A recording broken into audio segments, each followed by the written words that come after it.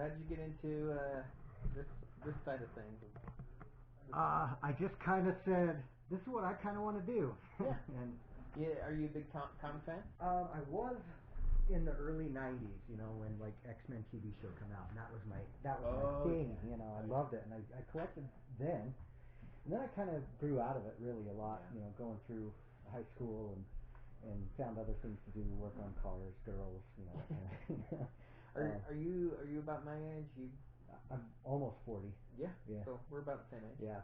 Yeah. So it's same deal. Like in middle school, I was really big into comics. I'd there was a comic book shop next to the middle school, and so I'd go over to the comic shop and get my Spawn, get my Wolverine. Right. Yeah. So yeah. Yeah, that was I remember when Spawn first came out. Everyone shifted from Marvel over to Image, and Yeah. it was crazy. Yeah. It was a crazy deal, and you bought like 400 copies of The Death of Superman because you thought you were going to make $1 billion. And, who knew the death of Superman was also the death of the bubble everything else. But yeah, so my sister, she used to run a used bookstore back in the day, and so when they closed that used bookstore, I kind of inherited like the comics collection from there, and so and I don't have any of those old comics now because they were in my dad's basement and they got flooded. Oh no, yeah. The end, but actually the first title that really got me into comics, and I was like way younger than I should have been, but I was big into Punisher, and I just like all the blood was just like so scintillating. I loved it. Right. So yeah. Yeah. Who is your favorite? Unlike within Marvel and DC, who is your favorite character? Ooh. I mean, I don't know. I like kind of the the more the characters that don't really have powers. I'm really big fan of Rorschach from The Watchmen. Yeah. I've always been a Batman fan. Of course, I love the whole Batman universe.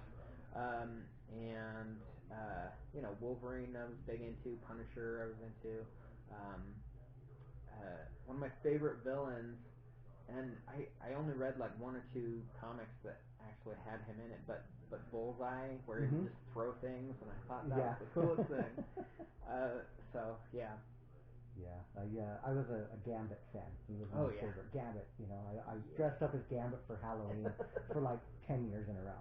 Yeah, I love Gambit. But independent-wise, what do you think? That's because when I left watching comic books, or reading comic books, what brought me back in was actually Zane. He'll be here in a bit at some point. He showed me all of these new independent stuff, these new independent things that were not superhero related. They were definitely out there. You've got just any story you want now, and it's in comic format, and it's more, I wouldn't say geared towards adults, but it's definitely not geared towards 7-year-olds. There's a story for everybody. Right? It's I think a lot of people look at comics as like what we think of when we think of comics is either superhero comics or funny, right? Right. But it's a medium like any other. You can have theater that's engaging, that's sad, that's funny, that's exciting, things like that. And you can have books that have all sorts of genres. But then I think a lot of people on the outside of the comics world think that comics are one thing, when in fact there's so many different ways to approach it. And so anyways, back to your original question. I got this. It was a little pamphlet for WFMU, some kind of radio station out in, I don't know, someplace. Somewhere. And I discovered Chris Ware and his Acme Novelty Library, and it just blew my mind what he was doing with the medium, because not only was he telling a story, and it was a good story, and his illustrations are crisp and beautiful, but he was also using the medium in ways that I had never seen before. Because when you read, like you have to go through from the top corner, move down. But with comics, you can read the same way that you read illustrations, and you can kind of move around in interesting ways and manipulate time and space, and so yeah, Chris Ware is a huge influence on me, and kind of through that, I discovered a lot more of the indie titles like Scott McCloud's Understanding Comics is kind of like a Bible for just really appreciating comics, I think. And also like today, I think a lot of the smaller, nothing against the bigger comic companies, but they've got their characters those same characters that they've had for 50 plus years, and there's only so many ways that you can reinvent that character and reboot that character and things like that. Whereas I think a lot of the really innovative stuff going on right now is from the smaller independent companies and things like that, telling non superhero stories, just new kind of takes on the medium. Yeah, that's great. What do you think about what's your favorite superhero, Marvel, DC? My favorite superhero, I always tell people it's oh gosh, now I can't even remember his name. Maybe he's not my favorite superhero. Wow. Really cool name. Simon Dark. Simon Dark is the one I would go to. But Simon Dark only had like the 18-issue run, and then he was gone. And even though, from what I understand, when Steve Niles made his contract with DC, he was supposed to own the character. So when DC canceled it, a bunch of other companies were like, "Hey, we'll publish the rest of it if you want to continue the story." And DC's like, "That's great, you own the character. We own everything else. If you try to publish anything, we'll take you out." So there's just the 18 issues, and he doesn't go anywhere else. After that, I mean, like I'm a sucker for the weird stuff. Like Swamp Thing is probably like the least weird of them, but like the Creeper is awesome. Ragman, for some reason I just love Ragman. He's awesome. Those are my favorites. Now, as far as independent, comics go, it doesn't have to be superhero. What would be your favorite? What's your go-to? If somebody hadn't read an independent comic before, what would you tell them to read? Well, because I work in comics, I'll ask them questions first and kind of direct them towards something that kind of zones in on their interest. But my favorite I don't even say probably. My favorite comic is Low.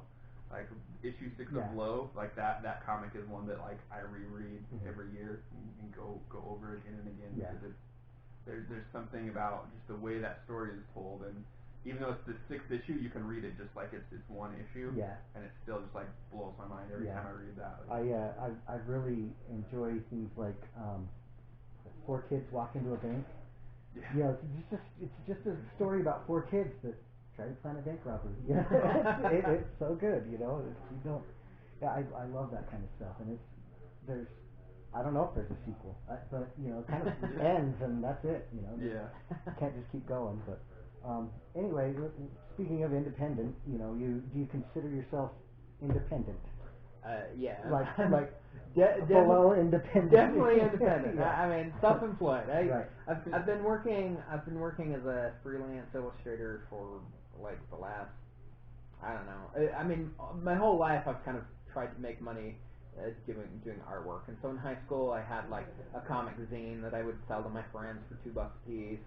And when I was in college, I did like political cartoons for the school newspaper, and I taught art at a lot of places and things like that. So I've been doing freelance for a long time, and so there's kind of a mix of things that I do to make a living. I do a lot of commission work for designing things for bands or for events or children's books, things like that. And then I also do just kind of my original art at the art festivals, Comic-Cons, things like that.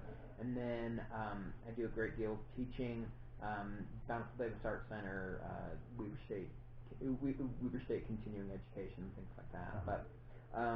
But Black Lantern is kind of like the first full-length, comic like my baby. Right? Yeah, right. I've done some commissioned comics for some small movies like Hellsgate and The Telltale Heart and yeah. I mean, like in retrospect, I did the Hellsgate one like 7 years ago. Right. I've learned some things since then.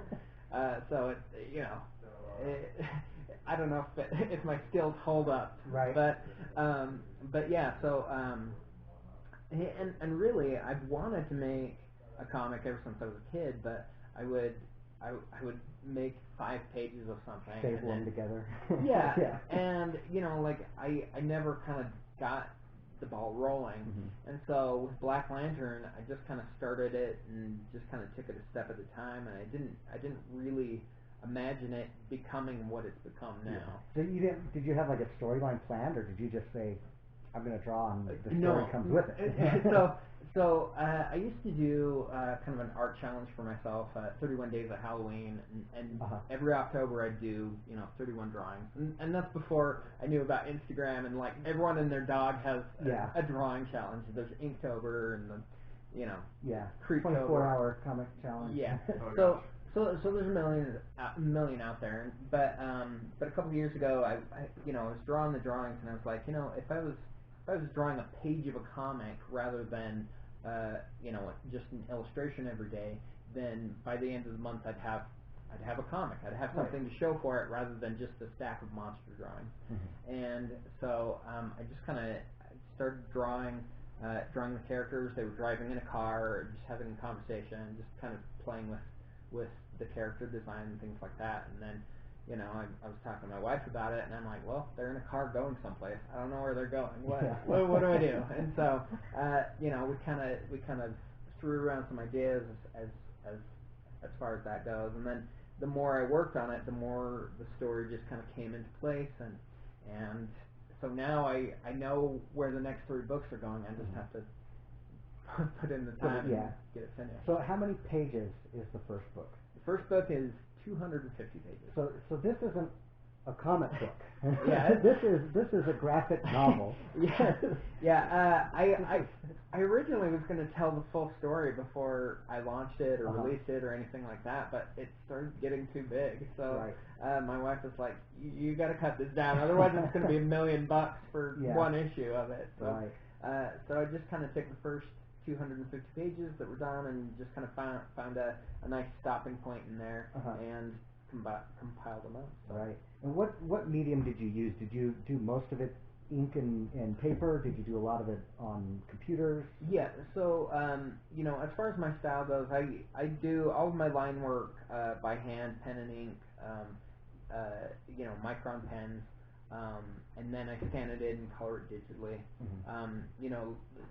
Doing it that way is kind of nice when I'm working. Some time. Yeah. So if I need to adjust the colors or kind of move things around, I can do that digitally. But I'm also kind of a little bit more traditional. I've got a stylus for my computer, but I don't like drawing my line work into the computer. It just feels a little detached. So it's kind of a weird amalgamation that just works for me. Right. So tell us about Kickstarter. You started the Kickstarter plan for the book in 24 hours. You didn't get your goal in 24 hours, but what was it, 48 hours? Or it was it was pretty quick. Right around 48 hours. Yeah. I mean, I had some friends that ran Kickstarters, and I kind of asked them advice on how to set it up and kind of how to hit it really big and things like that. And I had the guy Antonio Luxero that did the video for me. He had done some Kickstarters, and he kind of gave me some pointers on that. But really, what it boils down to is, I've got awesome friends, and when you've got supportive people that believe in you, I honestly I was a little bit shocked at how many people just came out and supported it and just kind of threw their hat into the ring, just and so I think that that's helpful, is having surrounding yourself with good people. Yeah, definitely. And it's got to feel good, to have that that kind of support. It does. And for your first major project like that. And I was so nervous about launching it because, like when I do an illustration, I can pump one out in a half an hour. I print it, and if I go to sell it and nobody likes it, then it's no big deal, right? I'm out the cost of however many prints I made, and half an hour's worth of my time. Right. But this is something that I've kind of been like, it's kind of been my little baby. You've bled into this thing. Yeah. And so I was getting all sick about like launching it, and just like people hate it. I don't know. Scary. I just tried to write the type of story that I wanted to read or that I wanted to draw. That I was big into Scooby-Doo as a kid, and I kind of like that kind of spooky, fun vibe, and that's kind of what I did. But it was I was simultaneously touched and overwhelmed by the amount of support that came out. Yeah. I saw that and I had to share it. And I shared it as many times as I could. I appreciate it. Yeah, I appreciate it. It's such an amazing piece of work. I haven't even read it, but I've just seen the screenshots, and to hear you talk about it, there's something special about it. Thank you. It's got to be. It's going to be up there, and you've got it fully funded now. It's fully funded, and so if anyone still wants a copy, this is a good time to get it, just because it's the more money I have to put towards printing up front, the more copies I can make and things like that. Right. I've got a bunch of cool flex goals.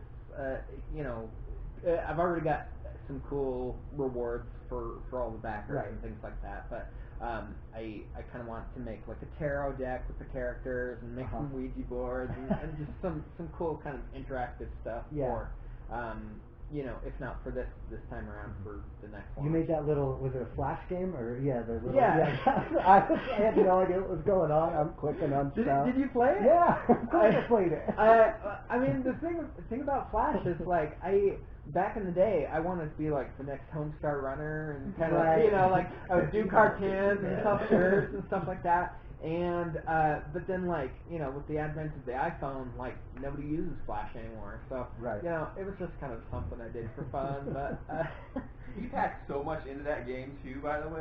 I'll have to. I went around it and he had to finally show me things because I just couldn't figure out there's so many puzzles packed in that thing. If you think you figured it out yet, you haven't. No one's figured the whole thing out. I promise. There's so much there. Something I wanted to do for 31 Days of Halloween this year is do kind of some escape room mystery puzzle that I could do online that people could they'd be interacting and writing down clues and stuff like that. And so I didn't really get to that point to do it, and so I just packed all that stuff into the game. So there's little hidden buttons that you can slide the fireplace, and, different little hidden rooms. Slide the fireplace, remember that. So, So tell us a little bit about, the synopsis of the book that you've got. So, it's kind of about these three paranormal freelance investigators. There's Fiona, Edgar, and Julius, and, Edgar is a tattooed jack-o'-lantern, and Fiona is a rockabilly witch, and she's, trying to use her powers, but she's really bad at it, so, and then Julius is kind of the comedy relief, talking black cat, and so, essentially there's this mysterious organization that's looking for Edgar for some reason, and so they're kind of navigating through, and so they face zombies and vampires and necromancers and all that stuff. Burning rabbits. Yeah, there's flaming bunnies. little flame demons, So just kind of packing everything that I love about Halloween just kind of into one story. Right. So that's awesome. Yeah. I can't wait to read it. So going back to your Chris Ware thing. Yeah. I know you're really big into improvisation writing, and you say you get a lot of that from Chris Ware. How much has that influenced the story, or how much has it changed the direction of you're going with the story so far? I mean, for sure. I built the story from the artwork first and kind of built it out from the story from there. And I do improv. I've done improv for the last 17 years, like performing improv and things like that. So like it's kind of a natural way to approach problems for me. It's just when I'm drawing, I mostly just kind of start moving my pen around, and then when something starts to form, I just kind of let it become what it's going to become. So like the comic is kind of a natural progression of that, of just kind of just it starts to come together as you go along. So you teach comic book classes and drawing classes, and you even taught improv classes.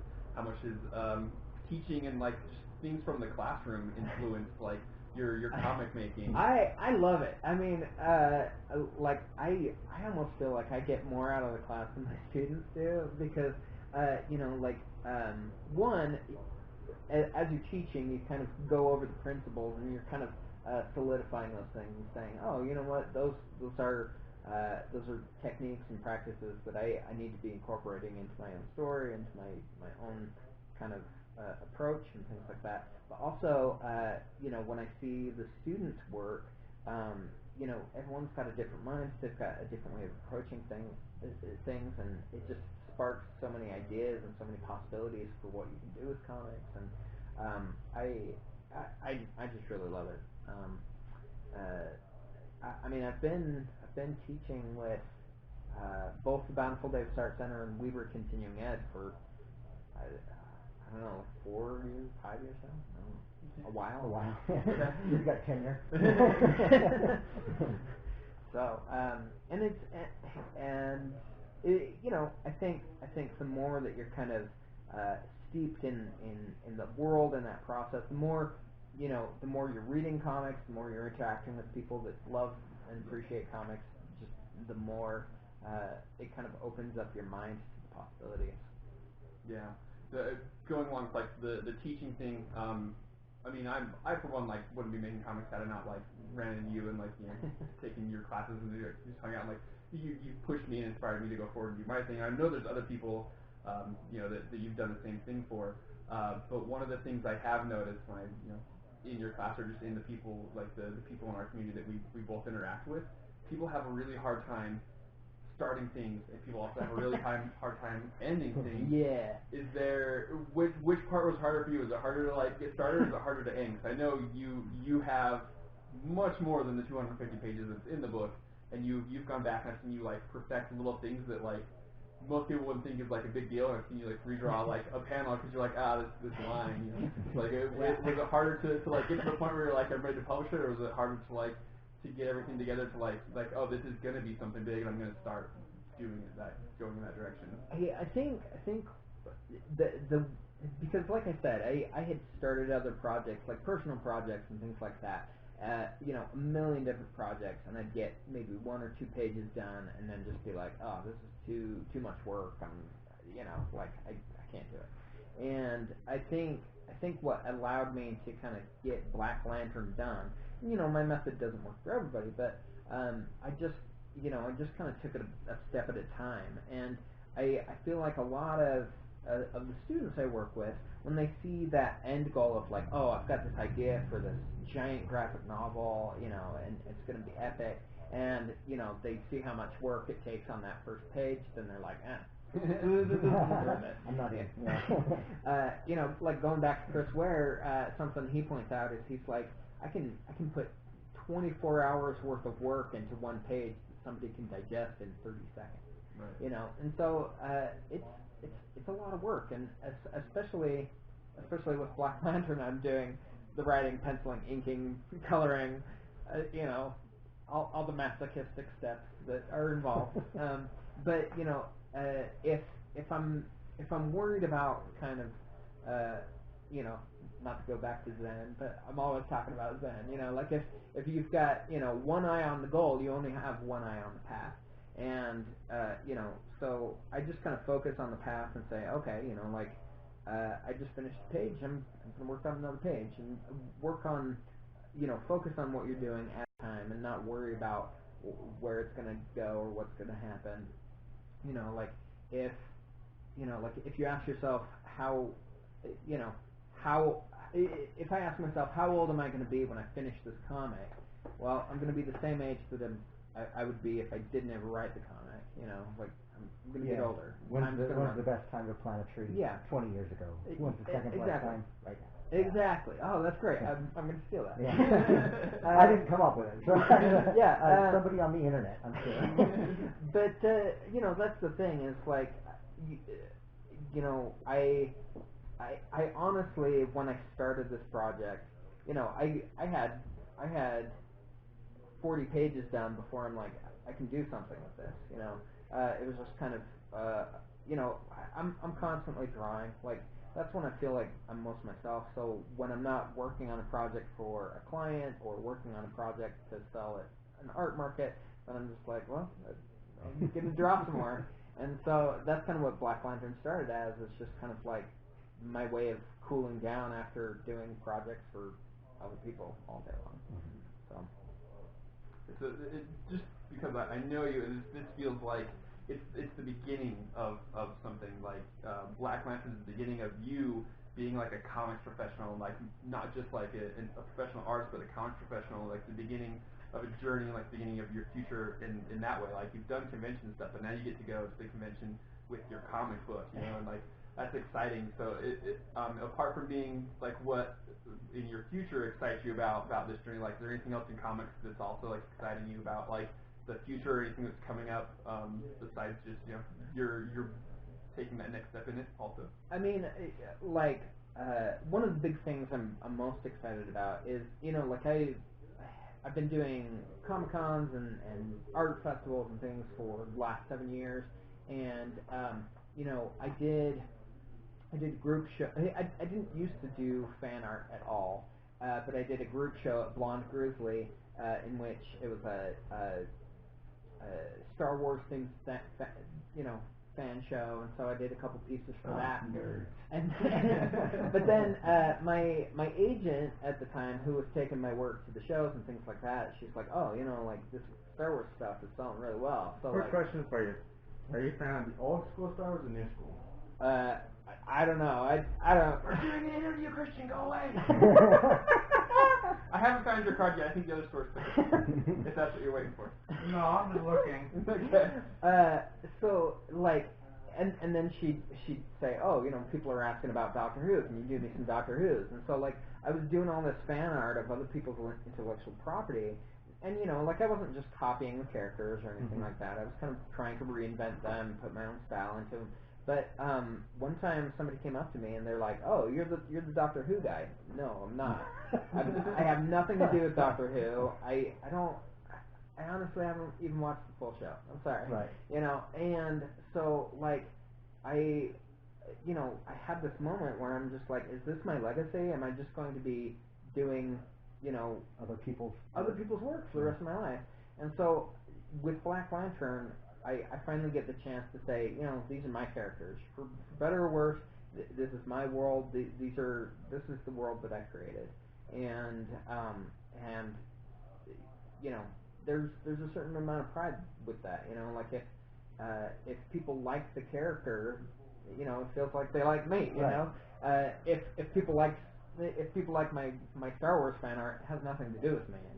It has everything to do with George Lucas. Well, it's still a talent that you have that other people don't. I could try my damnedest to draw something, and it's not going to look good.